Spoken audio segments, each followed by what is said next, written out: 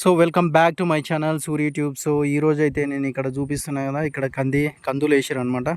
So ఇక్కడ Gulbarga district కర్ణాటకలో అయితే సో మెజారిటీ కందులు అయితే వేశారనమాట. ఇది వచ్చేసి గుల్బర్గా ల్యాండ్ ఆఫ్ టూర్ అనమాట. అంటే ల్యాండ్ ఆఫ్ టూర్ అంటేనా, అంటే మెజారిటీ కందులు ఇక్కడ మన గుల్బర్గా డిస్టిక్లో అయితే ఉంటాయి. సో ఇక్కడ చూస్తారు కదా, సో పైన చూస్తే మోడంగా ఉంది, ఇటు సైడు మధ్యలో అయితే బ్లూ కలర్ ఉంది. కాకపోతే ఏంటంటేనా, ఈ కనిపిస్తున్న ఈ చిన్న చిన్న మొక్కలు పెరిగి పెద్దయి, అంటే ఈ మధ్యకాలంలో దీంట్లో కలుపు అవన్నీ తీసి వర్షం పడుతుందా లేదా అని చెప్పేసి రైతులు ఎంతో వెయిట్ చేస్తారనమాట.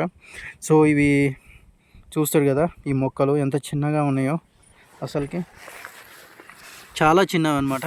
సో రైతులు ఇది మొత్తం పంట చేతికి వచ్చేంత వరకు కూడా వాళ్ళు చాలా భయంతో బాధతో బతుకుతారనమాట. సో వాళ్ళ పరిస్థితి అలా ఉంటుంది. ఎందుకంటే కరెక్ట్ టైంలో కరెక్టు వర్షాలు అనేది రావాలి. సో ఇక్కడ చూస్తారు కదా, ఇది దాదాపు ఒక 20-25 రోజుల దాకా పైన అయింది. సో వర్షం అయితే రావడం లేదు ఇక్కడ. సో వచ్చినట్టు అనిపిస్తుంది అనమాట. అలా చూస్తే మొత్తం బ్లాక్ అలా కనిపిస్తుంది. చూస్తారు కదా, మొత్తం బ్లాక్ కనిపిస్తుంది. కానీ ఈ టైంలోనే సడన్గా గాలి వచ్చేసి మొత్తం మేఘాలనంతా వేరే చోటికి తీసుకెళ్తా అనమాట. సో చాలా రోజుల నుంచి రైతులు అయితే వెయిట్ చేస్తారు సరైన వర్షాల కోసం. సో వర్షాలు అయితే రావడం లేదు. సో వచ్చినట్టు అనిపిస్తుంది కానీ ఉండవు అనమాట, వర్షం పడదనమాట. సో ఇలాగైతేనా ప్రజెంట్ అయితేనా ఎలాగో బతుకుతున్నాయి ఇవి మొక్కలు. సో ఇంకా ఒక 10-20 రోజులు కనుక గ్యాప్ వచ్చినట్టయితేనా మొత్తం ఈ మొక్కలు అయితే ఎండిపోవడానికి అయితే చాలా ఛాన్స్ ఉంది.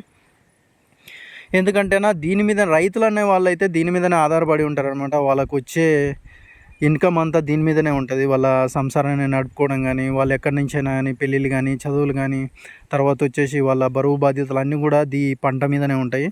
సో ఈ చిన్న మొక్కనే పెరిగి పెద్దయి కాయలు కాసి పంట చేతికి వచ్చేంత వరకు కూడా వాళ్ళకి లోపల చాలా భయం ఉంటుంది. ఎందుకంటే టోటల్ వాళ్ళు దీని మీదనే డిపెండ్ ఉంటారు కాబట్టి. సో ఈ మధ్య కాలంలో అయితే ఇప్పుడు కర్ణాటకలో అయితేనే ఏదో వర్షపాతం అయితే చాలా తక్కువగా ఉంది. ఎప్పుడో వారానికి ఒకసారి అయితే ఊరికి అలా లైట్గా వర్షం పడుతుంది.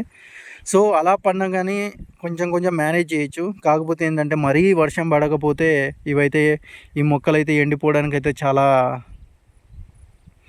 చాలా అవకాశం ఉంది. సో చూస్తారు కదా, కొంతమంది అయితే అసలు ఇంకా విత్తనాలు వేయలేదు. ఎందుకంటే సరైన వర్షం వస్తే డైరెక్ట్ వేసేద్దామని చెప్పి చాలామంది అయితే వెయిట్ చేస్తారు.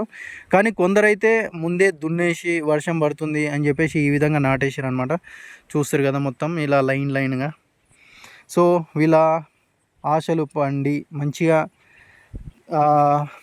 ఈ మొక్కలే బాగా పెరిగి పెద్ద మొక్కలై మంచి కాయలు కాసి వీళ్ళకి మంచి దిగుబడి రావాలని చెప్పేసి ఆ దేవుని అయితే నేను మనస్ఫూర్తిగా కోరుకుంటున్నాను.